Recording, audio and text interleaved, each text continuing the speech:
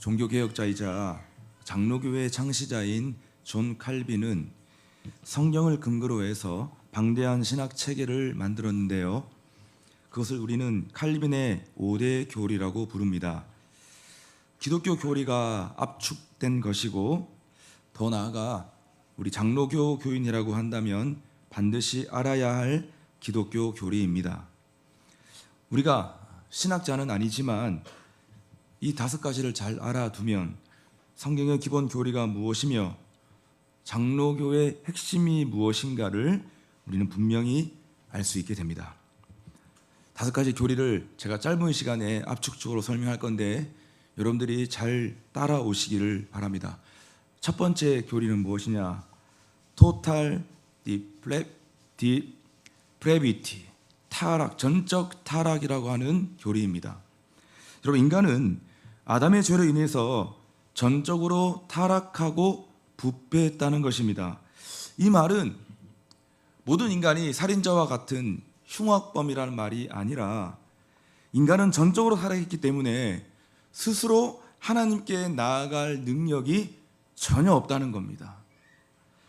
다시 말해서 인간은 이 자유의지, 우리의 전인격, 지정의, 우리의 의지, 우리의 자유의지도 전적으로 타락하고 부패했기 때문에 스스로 하나님을 믿는 것 자체, 스스로 하나님을 선택하는 것 자체도 불가능하다라고 하는 말씀입니다. 이게 바로 전적 타락에 관한 교리입니다. 두 번째는 Unconditional Election, 무조건적 선택입니다.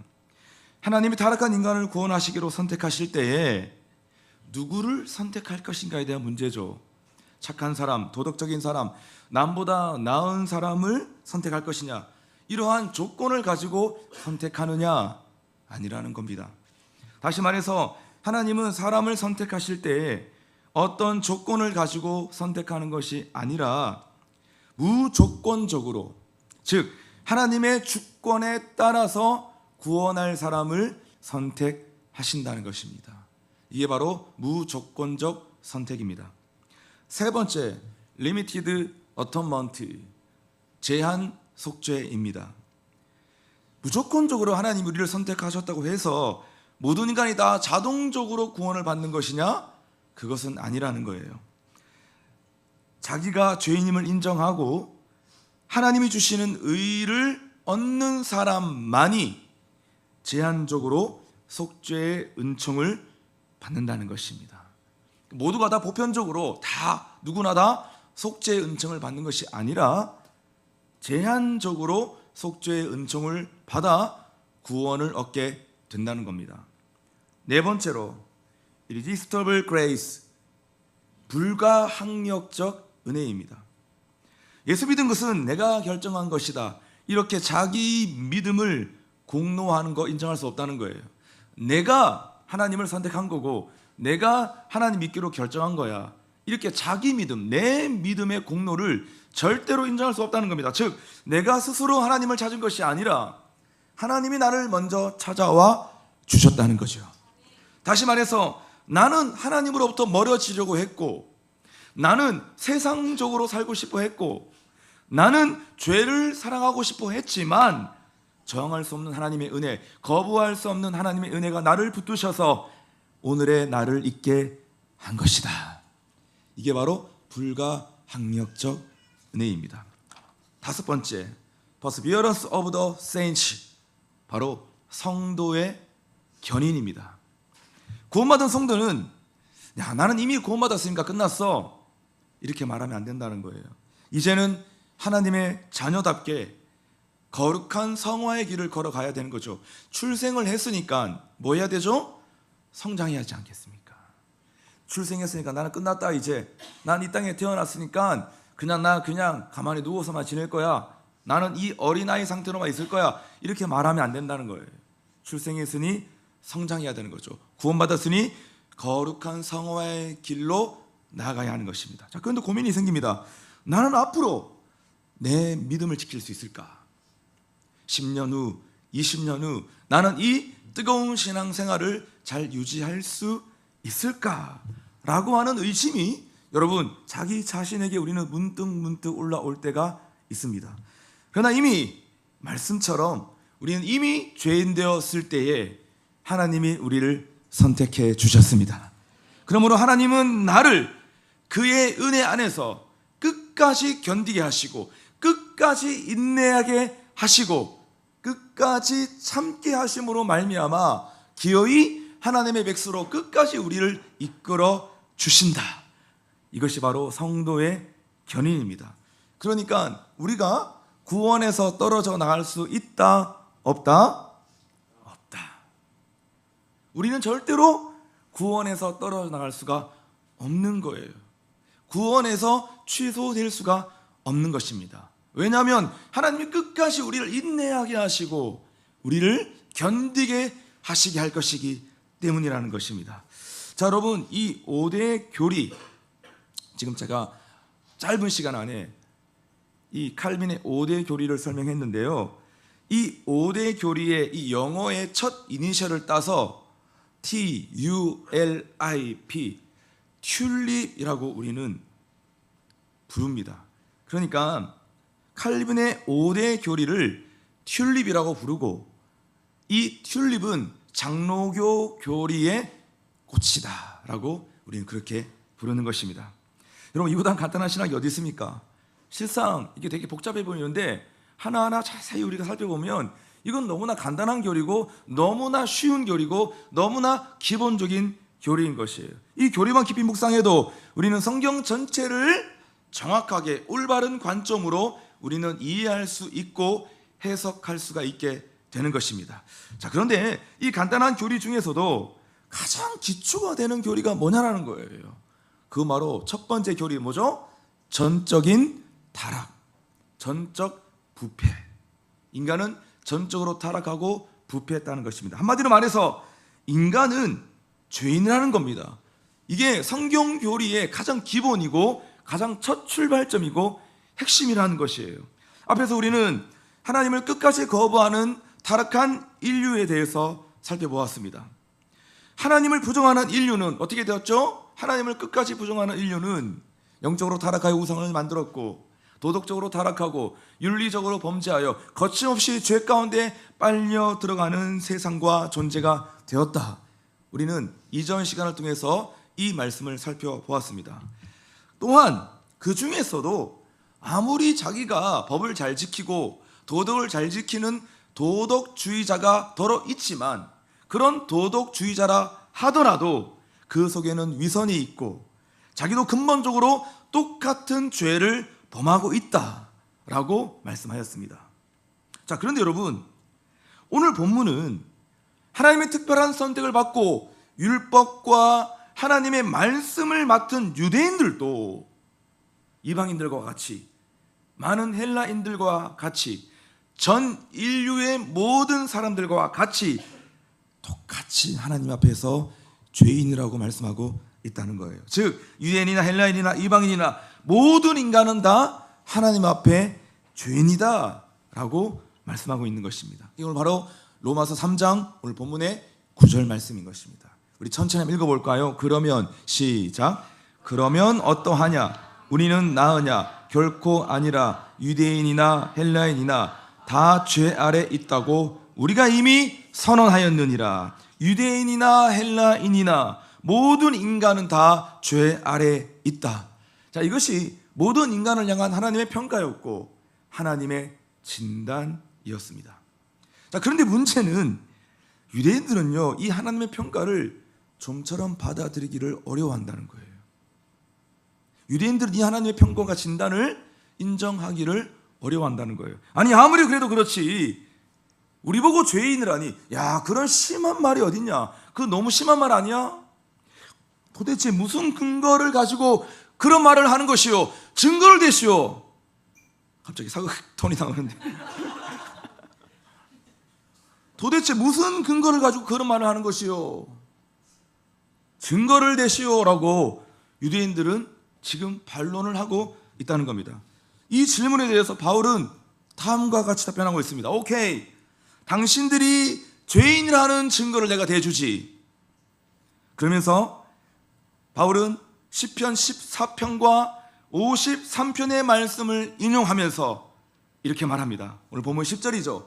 기록된 바 의인은 없나니 하나도 없으며. 같이 볼까요? 시작. 기록된 바 의인은 없나니 하나도 없으며. 지금 기록된 성경에서, 즉 당신들이 그렇게 자랑하고 당신들이 그렇게 좋아하는, 사랑하는 그 율법에서 이렇게 말씀하고 있다는 거예요. 기록된 바 의인은 없나니 하나도 없다. 이것이 내가 너희들에게 되는 율법적인 증거다.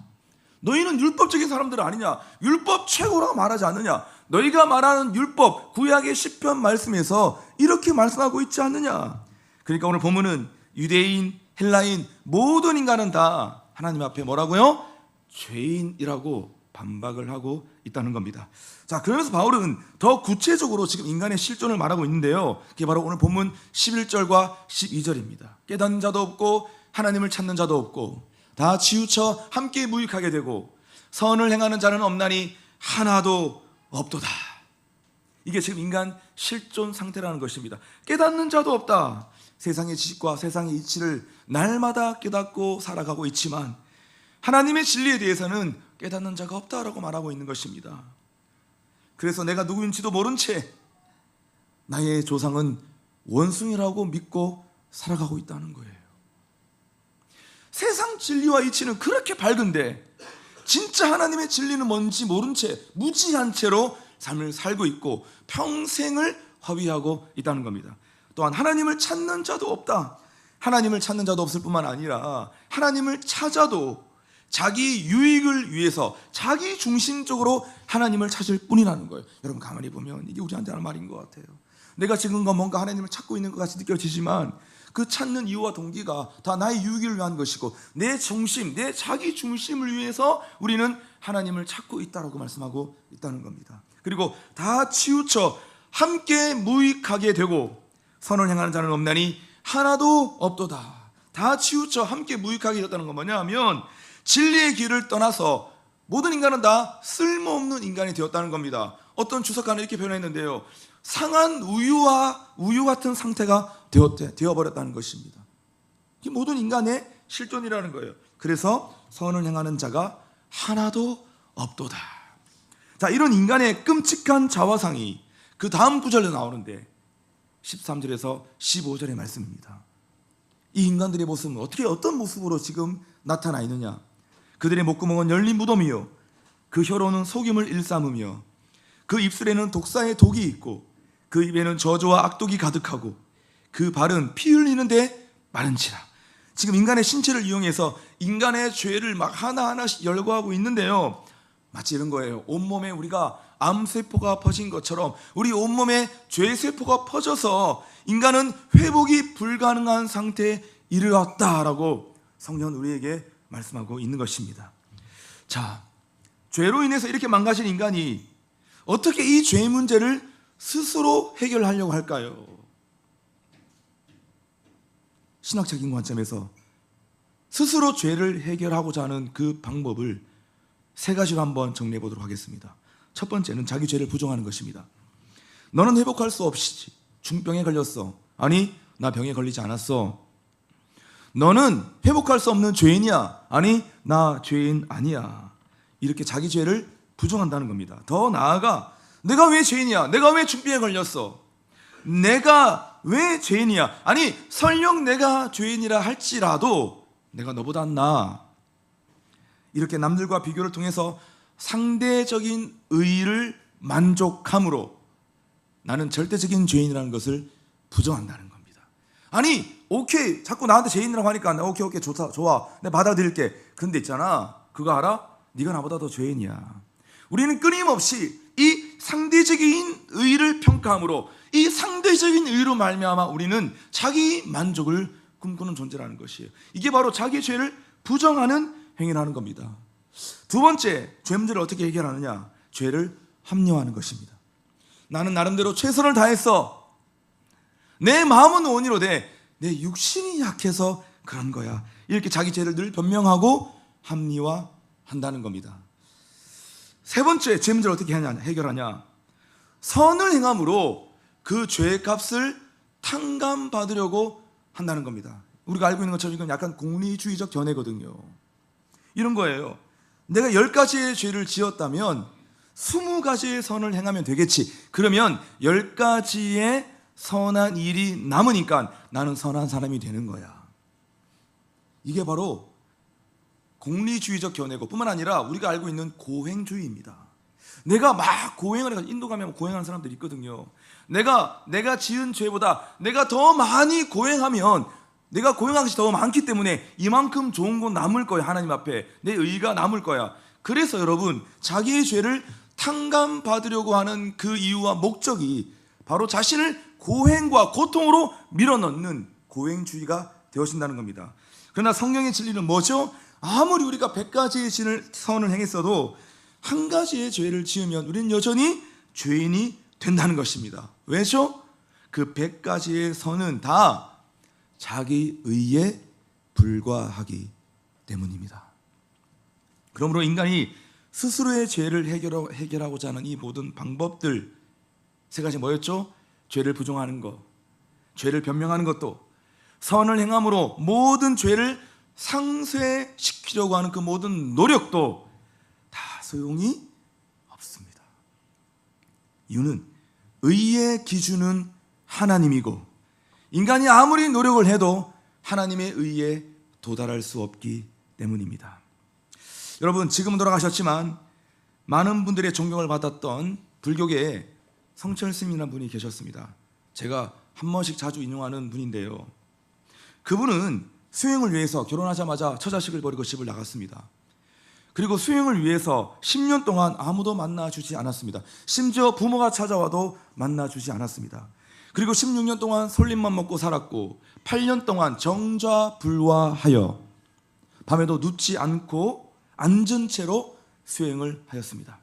자, 그러던 분이 돌아가실 때 남긴 유언이 열반송이라고 많은 불자들에게 암송이 되는 건데요. 그 열반송의 내용이 뭐냐면 이런 거예요.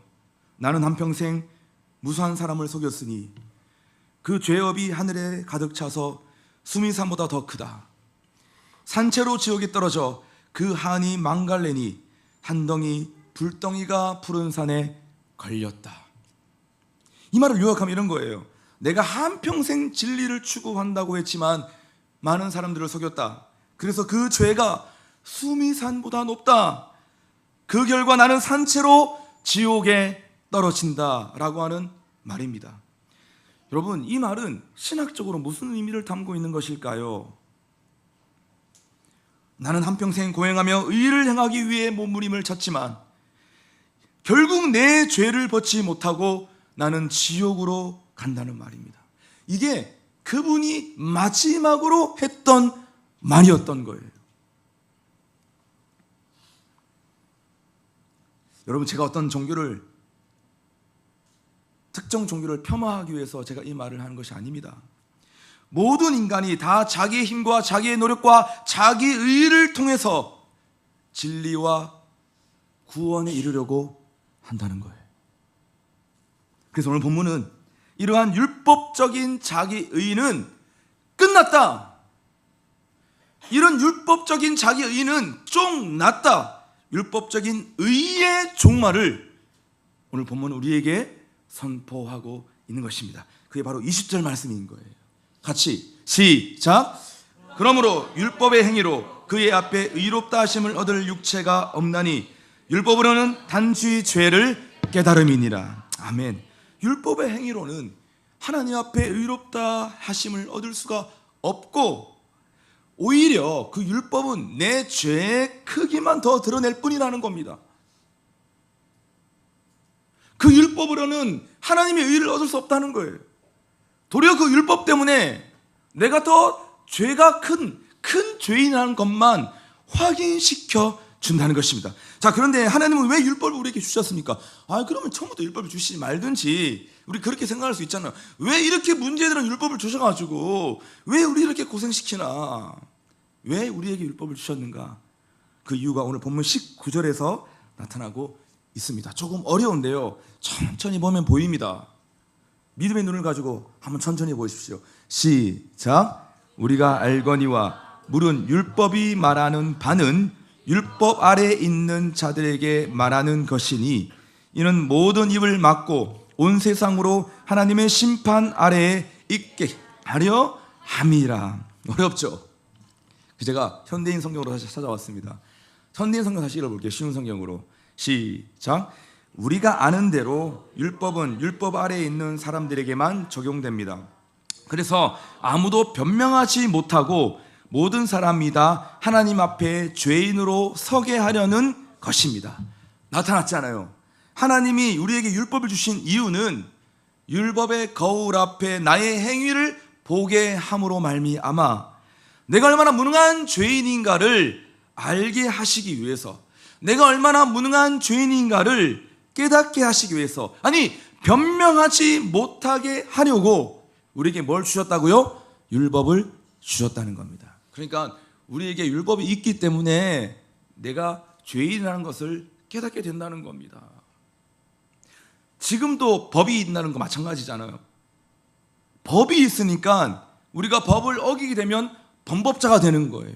그런데 만약에 사람을 죽여도 살인죄가 없다, 여러분 그 죄 자체가 없다면, 율법 자체가 없다면 여러분 사람을 죽이는 것이 쉬울까요? 어려울까요? 쉽습니다. 남의 거 살짝 훔치는 거, 야 그게 무슨 죄냐? 그건 범법 행위가 아니야. 그 법이 없다고 한다면 사람들의 물건을 마구마구 훔치죠. 나 저거 갖고 싶은데 제가 가지고 있네? 그냥 가져와 버리는 겁니다. 그러니까 우리에게 율법을 주신 이유가 무엇이냐면 너희가 얼마나 무능한 죄인인지를 변명하지 못하도록 율법의 거울 앞에 우리를 세우시기 위해서 하나님 우리에게 율법을 주셨다는 것입니다. 자, 그렇다면 우리는 이제 변명할 거리도 없고 하나님 앞에 유죄 판결을 받은 죄인이니 우리 인생이 끝난 것입니까? 이제 뭐 다 끝난 겁니까? 그렇지 않다는 거예요. 하나님은 우리에게 새 길을 제시하셨는데 그 새로운 길이 무엇이냐? 바로 오늘 본문 21절에서 선포하고 있습니다. 하나님 우리에게 주신 다른 길, 새 길이 무엇입니까? 율법의 길이 아니라 다른 길. 시작. 이제는 율법 외에 하나님의 한 의가 나타났으니 율법과 선지자들에게 증거를 받은 것이라. 율법 외에, 율법이 없어도 하나님께 의롭다고 인정받을 수 있는 새로운 길이 열렸다는 겁니다. 율법 없어도 이제는 하나님께 의롭다 하심을 얻을 수 있는 완전히 다른 길, 완전히 새로운 길이 우리에게 열렸다는 것입니다. 여러분 그 새로운 길이 무엇입니까? 22절인 것이에요. 곧 예수 그리스도를 믿음으로 말미암아 모든 믿는 자에게 미치는 하나님의 의인이 차별이 없느니라. 같이 해봅시다. 시작. 곧 예수 그리스도를 믿음으로 말미암아 모든 믿는 자에게 미치는 하나님의 의인이 차별이 없느니라. 새로운 길이 뭐라고요? 예수 그리스도를 믿으라. 그리하면 모든 믿는 자에게 하나님의 의를 차별 없이 주겠다. 사랑하는 여러분, 우리에게 열린 새로운 길, 전혀 다른 길은 예수 그리스도이십니다. 예수 그리스도를 믿음으로 우리는 하나님의 의를 얻게 되었다. 이것이 바로 오늘 하나님의 말씀입니다. 본격적으로 이제 로마서의 주제가 나오고 있지요. 이신칭의. 믿음으로, 예수 그리스도를 믿음으로 우리는 하나님의 의를 얻는다. 이것이 우리에게 열린 새로운 길이요, 산 길이요, 전혀 다른 길이라고 말씀하고 있다는 겁니다. 옆 사람과 축복합시다. 예수가 우리의 새로운 길입니다. 기독교 역사에서 가장 영향력 있는 신학자이자 초대교회의 교부였던 성 어거스틴은 어느 날 밤 꿈을 하나 꾸게 됩니다. 그 꿈의 내용이 무엇이냐면 자신이 천국 문 앞에 서 있다가 이제 빛나는 천국 문으로 들어가려고 하는데요, 갑자기 천사가 가로막는 거예요. 네가 누군데 이 거룩한 문으로 들어가려고 하느냐? 어거스틴은 나는 그리스도인입니다. 예수 믿는 사람이라고요. 빨리 들여다보내주세요. 그러더니 천사가 자세히 어거스틴을 관찰하고 쳐다보더니 너는 참 그리스도인이 아니야. 너의 마음은 그리스도의 피로 가득 차 있지 않아. 너는 윤리학자요, 철학자, 기케로의 사상으로 무장되어 있고 너는 도덕으로 무장되어 있다. 너는 그리스도인이 아니니 돌아가라. 그래서 그를 천국 문 앞에서 쫓아내었다는 겁니다. 꿈에서 깨어난 어거스틴은 통곡을 했습니다. 나는 지금까지 무엇을 믿었단 말인가?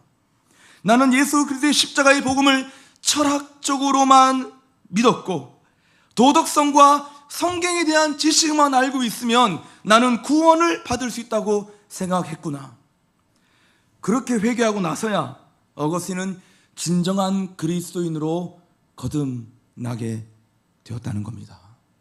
사랑하는 여러분, 말씀을 정리해 보겠습니다. 복음이란 무엇입니까? 복음이란 내가 잘 살게 해줄게. 선을 행해.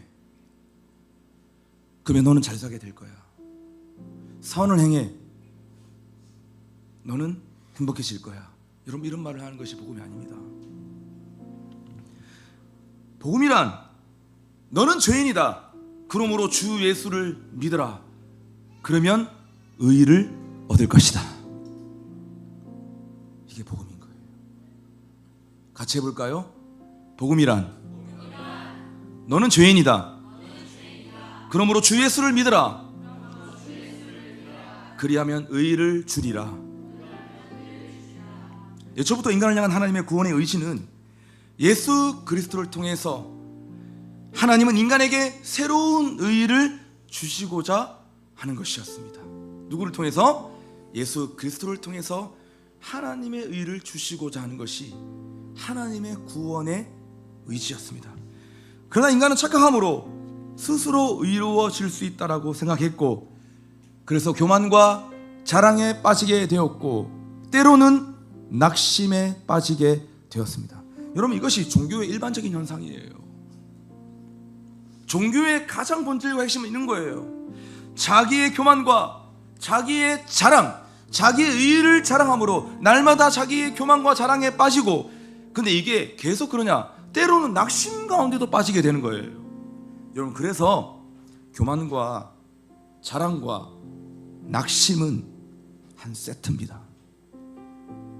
누가 잘 낙심에 빠지는가 가만히 보면 교만하고 자랑하는 사람이에요. 교만이 높을수록 낙심이 높다. 정말 중요한 성경의 원리입니다. 교만은 낙심을 낳는 뿌리예요. 교만과 낙심, 자랑은 한 세트다.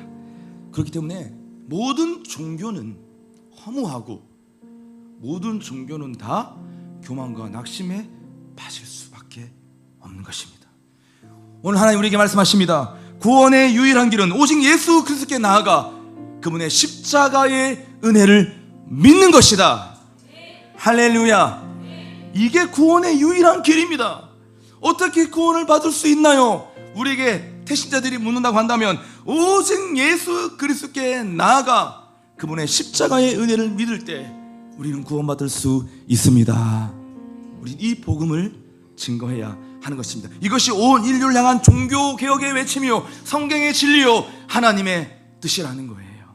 여러분, 오늘 우리 예배 이후에 가을행축을 위한 직무식을 시작합니다. 예수 그리스도의 의의 깃발을 높이 들 수 있는 시간 될 수 있기를 바랍니다.